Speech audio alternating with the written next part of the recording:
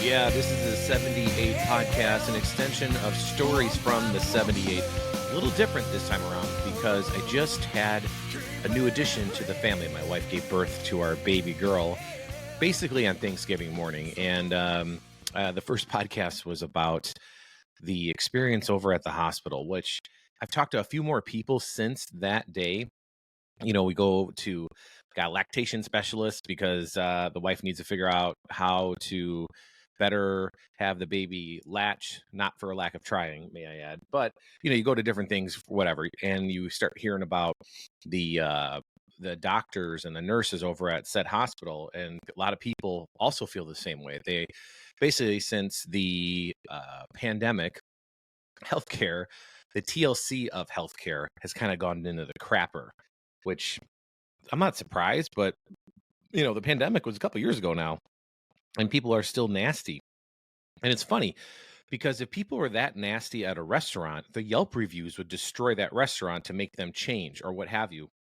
But because it's doctors and nurses and insurance companies, it's way different. And there's still Yelp reviews and stuff like that, but a lot of people don't have a choice. You know, you kind of got to go to the place that gives you the care that's closest to you, that have good, you know, reviews of other things. But it's just strange. Sorry, excuse me here. So I digress. I don't want this whole thing to be about that. But these suspicions have been confirmed, which is interesting. So I made my way out for the first time, starting to shoot some stories for the website, which is storiesfromthe78.com. And you can check out any videos for things in and around Chicago. And that's what the website's designed for. I went out and shot a local startup small business that features like antiques and home decor things, and fantastic woman named Holly. She's great. And her spot was in Edgewater, and fantastic as far as the unique opportunities to buy things that matter to people. You know, they have, like, you remember back in the day, you would have like these big giant punch bowls that your parents would have, your grandparents would have, and they're like made out of that crystal. And you only brought it out for special occasions. She's got like 8 of those right there on the centerpiece of the store. Very cool. She's awesome. And funny and ironically enough, she was in HR before she started doing things on her own. And she also had some of the same views. It's just, things are just different, right? And I hope that things level out as they always do.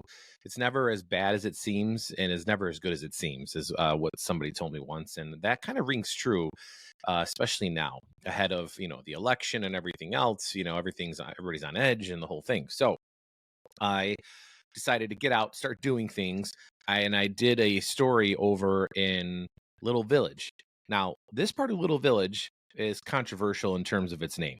People have called it Little Village for a long time, including the folks at Home Run Inn, who have the headquarters, their OG original pizza place right there on 31st Street in what they call Little Village. Now, when I posted this story a couple years ago, just doing a story about Home Run Inn in general, people were really upset that I did not say it was K-Town, which was something that I wasn't really familiar with. But then I asked my dad, and who is 70 plus years old, who grew up on the southwest side of Chicago in the Garfield Ridge neighborhood. And he's like, oh yeah, that's K-Town.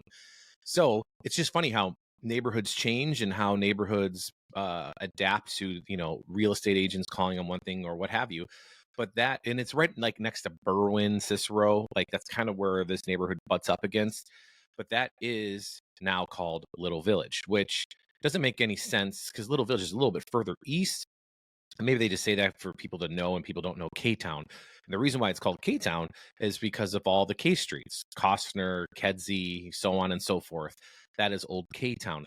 Either way, they were giving out 5,000 pizzas. So I thought I'd head out that way to check out, you know, the different restaurants and things like that were out that way, and also check out Home Run Inn Pizza and what they have to offer, because the 5,000 pizzas they were giving away is just kind of what they do. It's who they are, and they are just a really great Chicago company owned by a family, run by the great grandkids or grandkids of the original founders, and they are just wonderful people. And you know, as far as the pizza icons in the city, Sometimes I feel like Home Run Inn doesn't get a lot of love for one reason or another. I don't know. But I mean, yes, they do have a huge frozen pizza line. And maybe that's why, because you see the frozen pizzas everywhere. Maybe a lot of people think the frozen pizzas were first, but Home Run Inn has been around since like the 1940s. And they got their name from being next to a ball field where kids used to play little league, and it was a big factory area back in the day too. And they claim, they do, not me, they claim that they invented the tavern style pizza for the people in the neighborhood to keep them in their bar after they get off of work. They cut the pizzas in little squares so they weren't the big pieces, and they serve it for free in their tavern. And then people loved it so much that they then decided to start selling the pizza to get the beer. It was weird, but that is their thing. And their pizza is like this buttery crust with this tangy sauce. It's a very unique flavor.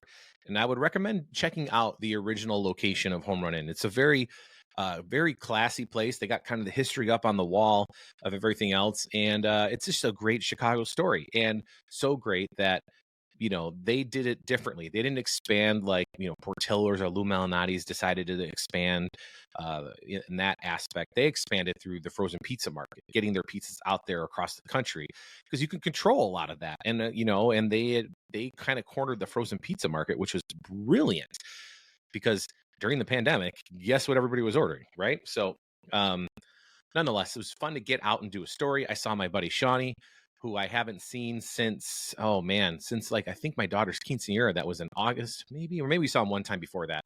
We did. We went out to dinner with him. But Shawnee's like one of my best friends, and he's a cameraman over at WGN who kind of taught me everything, along with like Mary Boington and Bill O'Toole. It was like the trifecta. You had Sean Maroney, Mary Boington, and Bill O'Toole for in-studio stuff. And I had Ray Moffitt and Willie Sneed for all the things happening in the studio at WGN.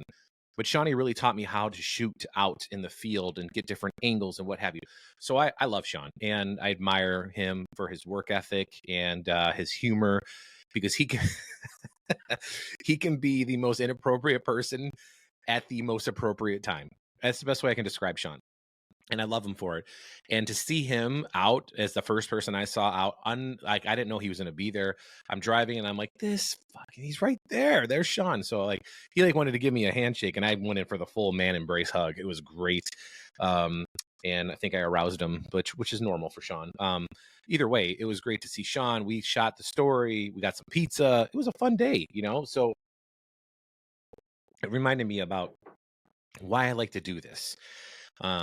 And with that story, and then we took baby girl out on Saturday to Lake Bluff, all the way up to Lake Bluff to do a story that I aired about Mariani, which is a landscape company up that way that has been around for a long time as well. They also kind of do all of the North Shore's landscaping, and they're pretty impressive outfit, as far I just said outfit like my dad. Wow. Nonetheless, very impressive what they do up that way. They kind of are the people that will decorate your house for you for Christmas, for Halloween. They'll put the lights on the trees, whatnot. And they have a sale once a year where you can go like almost like if you were going to go to like Home Depot, but they're not like this at all. Only for a few days, they have like a holiday shop where you can go and get things that are custom made by their people, kind of showing off what they do, and you can a la carte things. Otherwise, you have to have like a service where you go there and get it paid for. Sorry, I'm gonna do this. This is a little inside baseball, but my camera seems to be dying, so I gotta plug it in here. So there we go, plugging it in.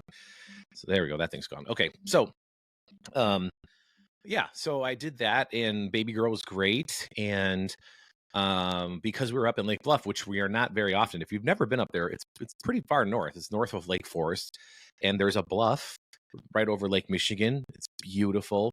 It's not like North Shore, like Winnetka, Wilmette. It's a little less. It's almost like Wisconsin's version of North Shore, more wooded.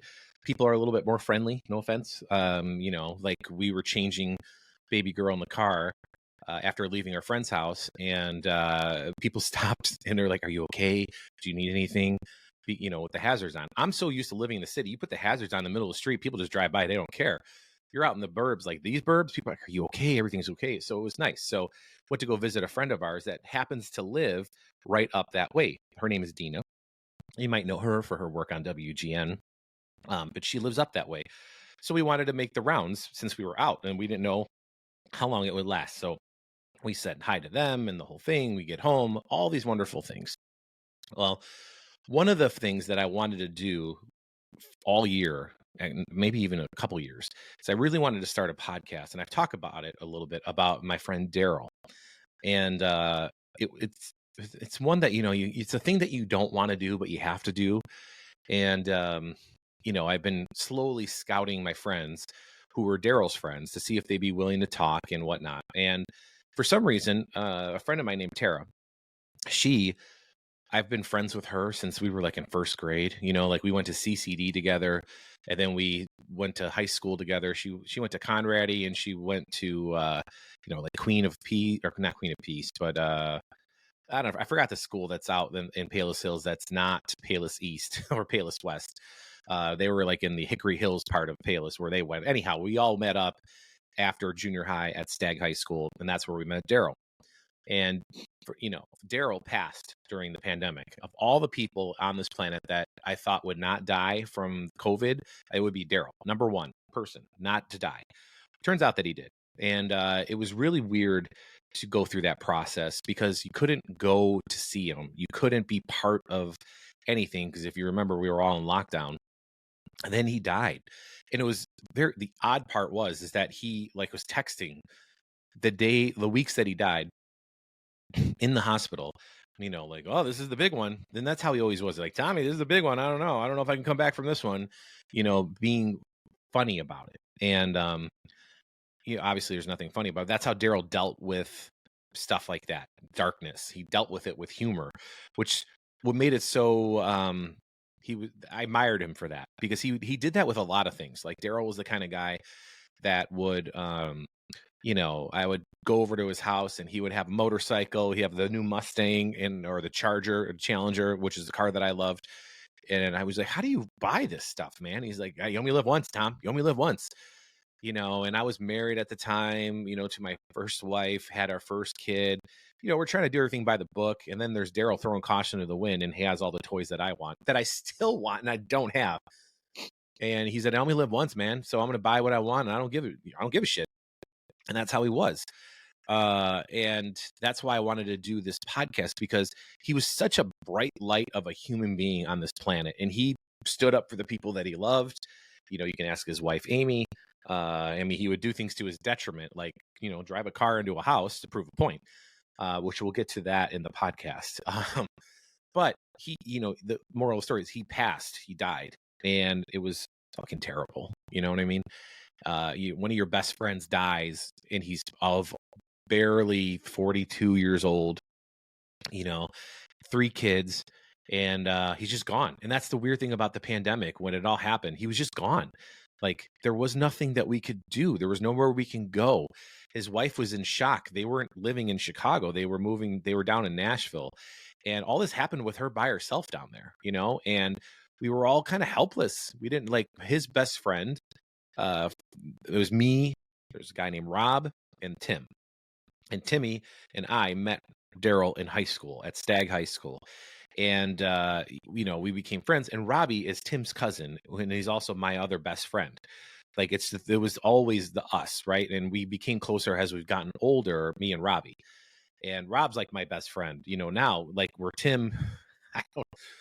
I love Tim, and he's he will always be my best friend and my brother. But he's that kind of guy where he kind of just disappears for like 6 months, and then you hear from him, and it's like nothing's happened. And you will do anything for Tim, whatever is in your power to do, you will do it for Tim or Rob.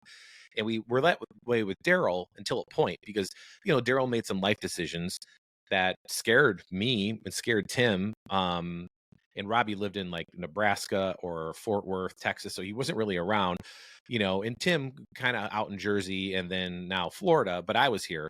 But I was, I was scared of the things he was doing. He was doing things that, you would see in movies about drugs and alcohol and driving, and it's just, and I don't want that to ruin our friendship. So I would just distance myself from him. And it was like unspoken that I think that he knew that. I don't know if his wife necessarily knew that. I think they maybe thought that I was being bougie, and I wasn't being bougie at all. I was terrified of my wife at the time, and I was terrified of losing my job because I've had this vision of getting caught at a party that he had where all this kind of crazy shit was happening and I would lose my job, but it was just dumb and stupid. And, now I look back, I'm like, why didn't I just, whatever, like go see him when I was down that way. He always lived on the south side. I live on the north side, and it was like living on Neptune compared to the south side. People on the north side or on the south side kind of just write you off if you're on the north side, the south siders. They don't really want to come up.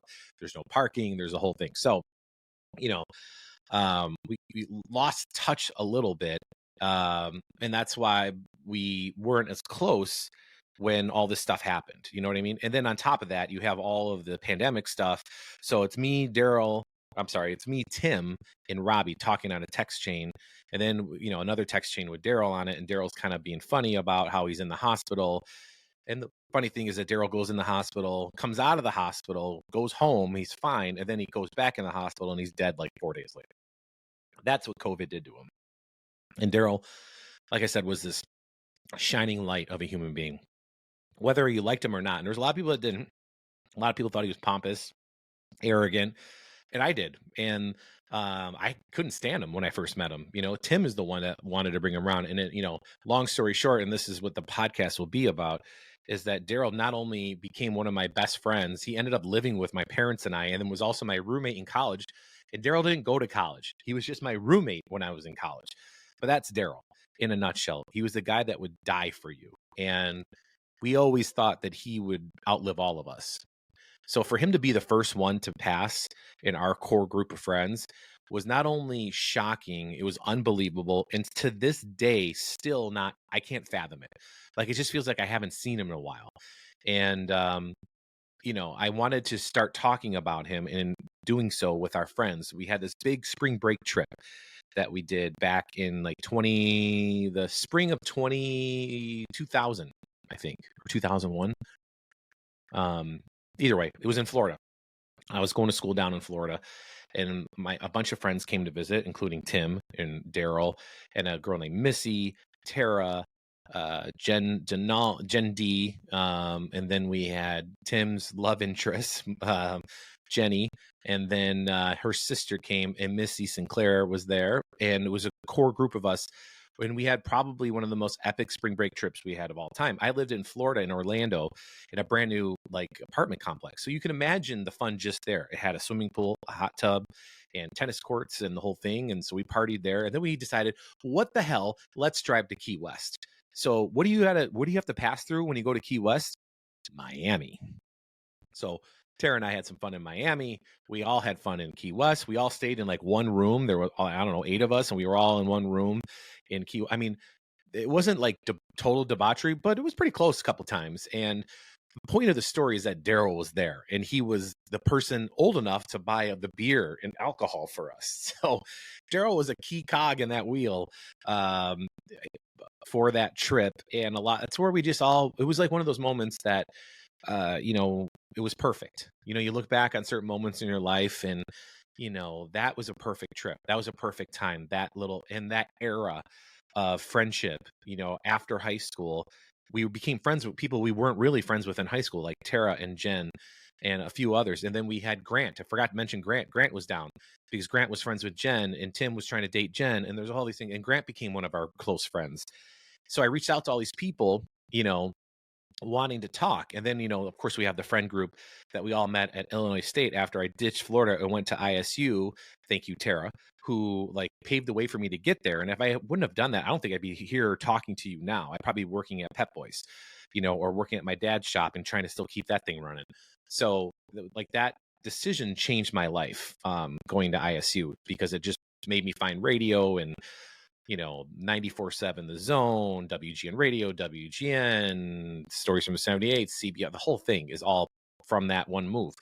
And that's where we met Rob Prohaska. We met Dave and Little Jen and Dan and a bunch of other people, and Rob Prohaska, and I reached out to a lot of these people, and Bailey, of course, I'm not leaving him out. and wanted to talk about Darryl, just so people knew who he was. And the first person I reached out to was Tara. And Tara and I go way back, like we never dated, but we flirted with the idea of dating, like when we were 19 years old and stuff like that. And Tara was the kind of girl that, in high school, were you were fascinated with the idea of dating, but you never thought you could because she's always with the cool kids and, almost unattainable, and that was, all in your head, because Tara didn't realize, wasn't going around thinking she was with the cool kids. It was me and Tim and the likes of us that thought that she was with the cool kids, just because she hung out with I mean, Tara didn't have an ugly friend. You know what I mean? Like Tara was hanging out with the beautiful people in high school. And I'm not talking just women and men. Nobody was ugly that she hung out with, not to say that we did, but it was just that era, it was a high school era. We were watching Dawson's Creek and Smallville on TV. So like it was very true to our life at that time. So I reached out to Tara and we talked, and I had like a Tara top 5 and all these things. And just to like grease the wheels a little bit, because Tara and I haven't had an actual conversation, a real conversation, just her and I don't know, probably in 20 years. We've talked via text. We have been at parties. We went to a reunion at ISU for our radio station, and we talked with a group of people, but just her and I, it's been a long time. So I just wanted to kind of catch up with her and, go over things and see what she remembers and whatnot, just because it was a friend of mine that I haven't talked to in so long. So I think I was yearning for that reconnection. Now, I don't know if she was. Probably not. Just because I think Tara holds a special place in my heart because of Darryl. And I really wanted to talk to somebody that remembered Darryl the way that I remember him, desperately, because there's all these other people that remember Darryl later in life. And Darryl gained weight when he was older, and he had some health issues, and he had a lot more tattoos.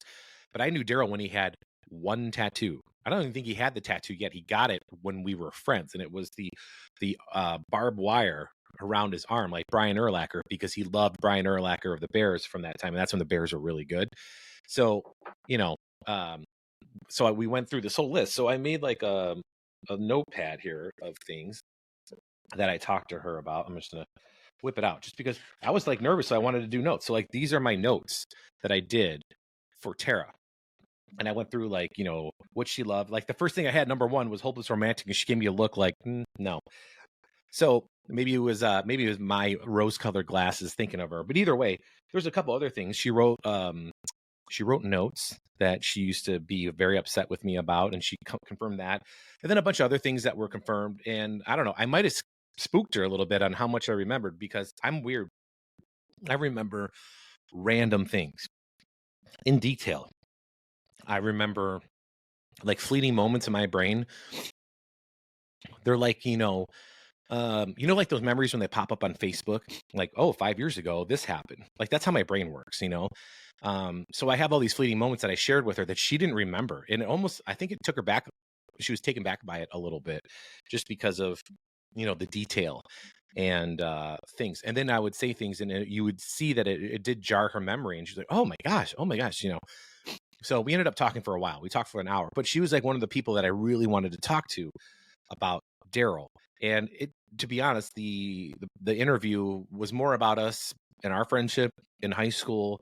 And I tried to get into the Darryl stuff, but she had just the normal Darryl things that I think that somebody in Tara's position would have, who was like on the peripheral. Like we talked about how Darryl constantly hit on her, and she would always say no. But Darryl did it just for that one time that she might say yes. And I think she got close a couple times. I don't know if she actually said yes, but definitely close, because Darryl claimed that I think they kissed once. But, we were kids. It doesn't matter. The reason why I wanted to start with Tara is she had this dream, I don't know, a couple months after he died. And this is what made me even think of doing this. She said, and she barely remembered the dream that she told me that I remember vividly. She barely remembers. So part of me thinks that the reason why I'm doing this is because I'm the one that remembers it enough to like tell the story, including, with Rob and Tim, who I haven't talked to yet about it, but, people like Tara, who maybe the Darryl's communicating with them in some way, and he did with this dream that she had. In the dream, she said that we were all like on a bus, and we were probably like end of high school age, maybe freshman college age. But she says we were all so young and we were vibrant and happy because we were so young, right? And she says in Darryl, and she's like, they didn't really talk. The dream was just Darryl smiling at her. And she remembers the dream when he smiled at her, she got this feeling of like, I'm good. I'm good. I'm okay. I'm this way now. This is how I want you to remember me. And that's what she said to me. She's like, I think the dream was for Darryl to tell me that he was okay and that he wanted me to remember him this way, not that way. And that way being the way he was at the end of his life, because he was overweight. He was big when he was at the end of his life, and he wasn't exactly a walking health clinic, good bill of health, I should say. So that's what spurred me to do this podcast, was to talk about Darryl at that lifetime, that her dream confirmed that perhaps maybe that's where he wanted to be remembered. And that's why I wanted to do this podcast about him that way, just so we could remember him in that sense of his life, so his kids will know about him and whatnot. And I'm going to get a little bit more in depth on Darryl and my relationship with him. But that's the essence of why I'm starting this Darryl podcast. And it's just going to be stories about Big D, man. And I'll weave it in and out of doing other things for the stories from the 78, which I've been doing and will continue to do. And I had a great time talking to a gentleman last week about Bowie Ball that's happening in January. Another person I talked to about, crime thriller. I got really cool stories to share, which I'll do. But for now, I think this is a good spot to pump the brakes a little bit, reassess the things that I'll do, and then I'm going to try. I've got one person down. I asked Jen. I haven't heard from her.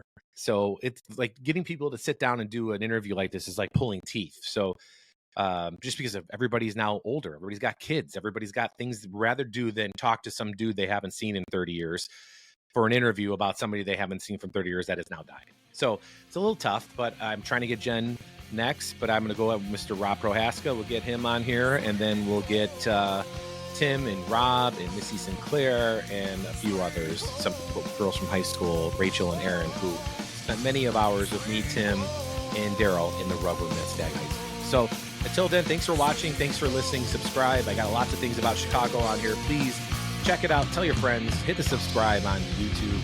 That's how I continue to do these things. I appreciate it very much, and we'll see you later. Thanks.